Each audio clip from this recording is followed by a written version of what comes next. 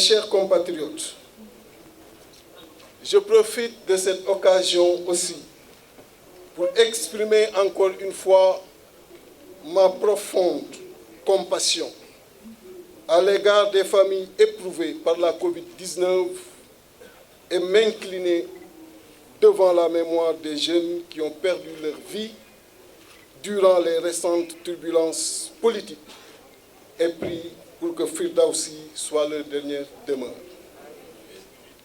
Sénégalaises, Sénégalais, je l'ai dit tout à l'heure, vous avez tous suivi de très près les conséquences qui ont découlé de mon intervention du 27 novembre 2020 à l'Assemblée nationale.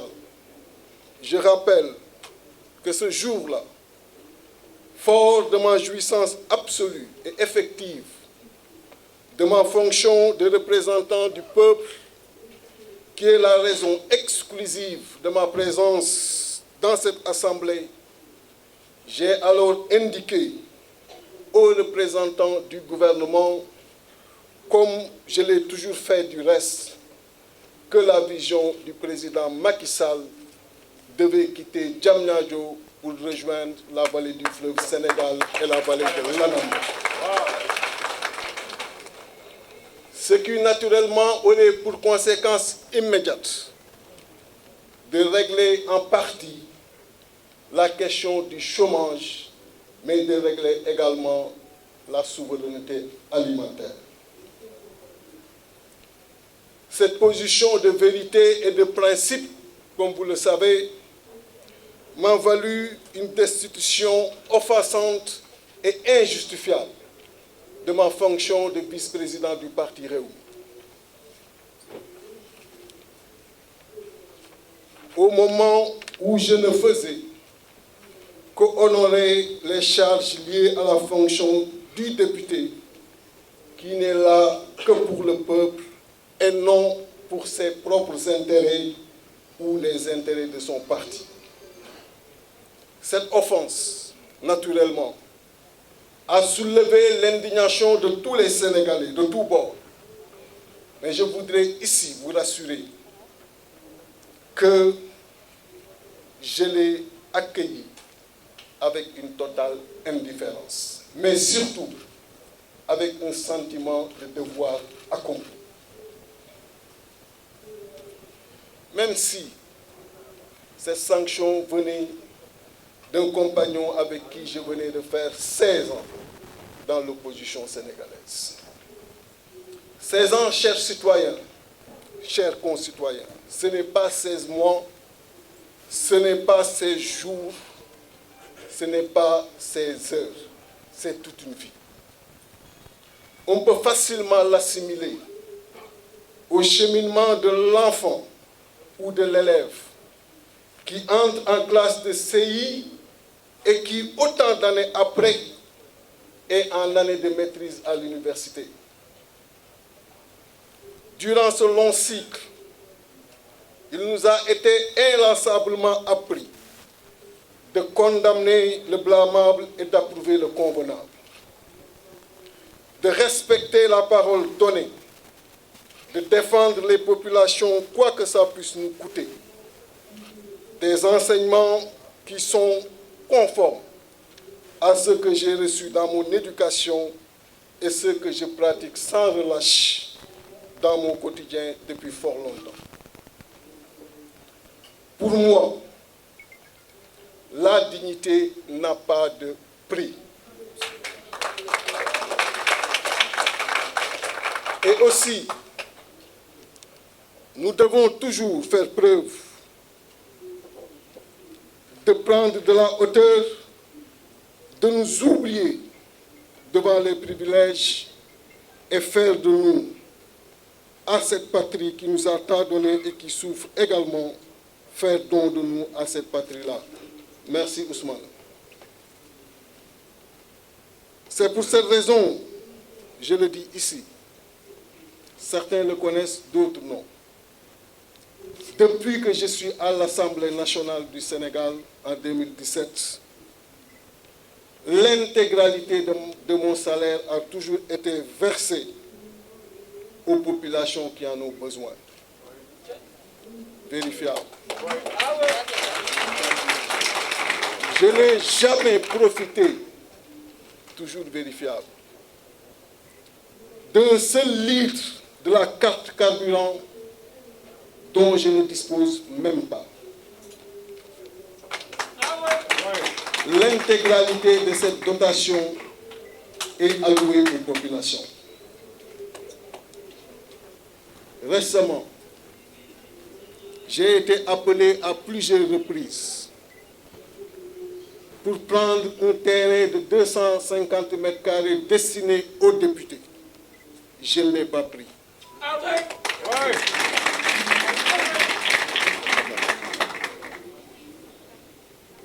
Donc, chers compatriotes, ma seule présence à l'Assemblée nationale se justifie par le devoir de défense que j'ai par rapport à vos intérêts.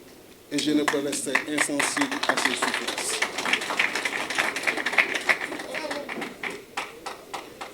Mes chers compatriotes, je puis vous dire ici que rien ne vaut mon engagement politique à vos côtés et la défense de vos préoccupations. Et rien ne vaut le reniement de ses convictions politiques ou sa liberté d'expression. Ni un poste de député, ni un poste de ministre, ni un poste de président de la République du Sénégal. À choisir entre vous le peuple et les privilèges, retenez-le bien. Je vous choisirai toujours. Et nous avons décidé de perpétuer le sens de cet engagement pour rendre ensemble le filet social beaucoup plus efficace contre la pauvreté qui a gagné ce pays. Chers compatriotes, par un système de gouvernance peu vertueux, le Sénégal est devenu le pays de toutes les inégalités et de toutes les frustrations. Le pessimisme est ambiant et la confiance rompue entre l'élite politique et le peuple désabusé. Je rappelle que la République, en aucun moment, ne doit abandonner ses enfants. Du fait d'un désespoir profond, la colère a gagné toutes les couches de la population et plus particulièrement les jeunes. Et la surdité forcée ne saurait être une réponse à cela. Et dernièrement, le régime actuel l'a appris à cette époque. Il urge plus que jamais de libérer l'ascenseur social injustement bloqué par des gouvernants désormais peu soucieux du devenir de leurs concitoyens et plus que préoccupés par l'amoncellement des privilèges indus. Chers compatriotes, nous avons dans ce pays des ressources humaines de qualité, capables de compétir dans leur domaine en bonne place avec n'importe quel autre dans le globe, et pourtant, nous restons encore dans le cercle des pays les plus pauvres. Et si on n'y prend pas garde, avec les ressources naturelles découvertes dans le pays et qui devraient profiter aux populations, on risque de voir le Sénégal rejoindre le cercle des pays riches au sous-sol, mais pauvres et très endettés au sol. Chers compatriotes, le changement est possible dans une synergie active avec ces hommes, femmes de l'opposition, la société civile, de la diaspora, et avec nos autres braves compatriotes des villes, des villages et des hameaux les plus reculés du pays. Ensemble, œuvrons pour un reprofilage de notre système économique qui fera que notre terre soit notre première source de nourriture et non les terres des autres pays. Ensemble, travaillons pour la création d'emplois massifs, surtout des jeunes et des femmes, par une modernisation de l'agriculture, la création de champions d'industrie sénégalaise dans l'agroalimentaire, dans les TIC, dans l'hôtellerie, dans le BTP, dans la pêche. Bref, une sénégalisation d'abord de l'économie sénégalaise.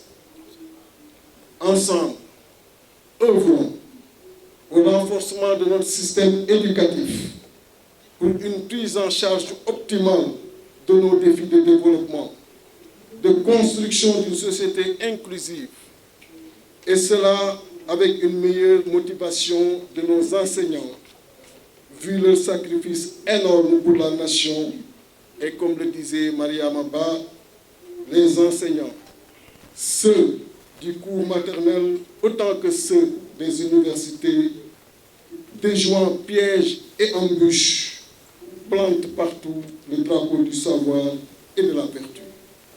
Cela doit être traité avec respect et déployé dans un environnement propice à la distribution du savoir. Ensemble, œuvrons en matière de santé pour une souveraineté thérapeutique permettant aux Sénégalais de bénéficier ici des soins de qualité. Bien entendu, tout ceci ne peut se faire sans une justice équitable et juste qui garantit la paix et la stabilité dans ce pays.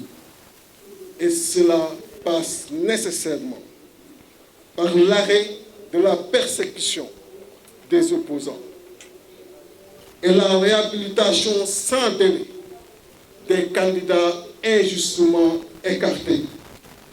Khalifa Ababacar Sall, ici présent, et Karim Meïssa Wade, qui est au Qatar.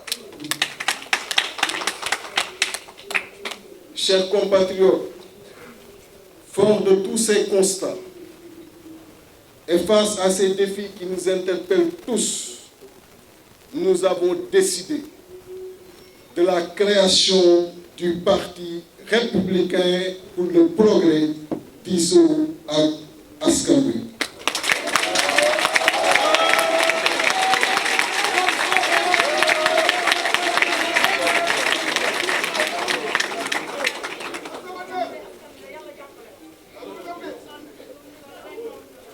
Pour qu'ensemble, nous travaillons pour la prospérité dans la paix. Ce parti vous sera implanté dans les prochains jours dans les 552 communes du pays et partout dans la diaspora et tiendra son premier congrès au mois de décembre 2021. ku ne xam na ne yàlla daa bind te yemalewul am na ñu matal am ñu matlewul waaye ba mottali amee ba léegi kenn sonnatul buur kattan di produit 100% naturel sans effet secondaire ñu defare ko li nga xamante ni moo di petit cola bisaab ak jinjeer ñoo ngi jàppale leen ci seen wàllu kattan ak seen wàllu wërgu-yaram bu nekk jar na fi nguur ak keng ba ci kikirikiij waaye bii mooy seen buur di buur kattan ballonnement moo ci mën constipation faiblesse sexuelle diabète sinusite éjaculation précoce di joxe appétit sexuel teg ci itam day raxas sa biir ba mu set wecc wooteel gaaw ci 77 413 59 24 77 413 59 24 xar yëpp xar lañ waaye laadum da ciy gën te bu ñu nee góor ngóoraa tax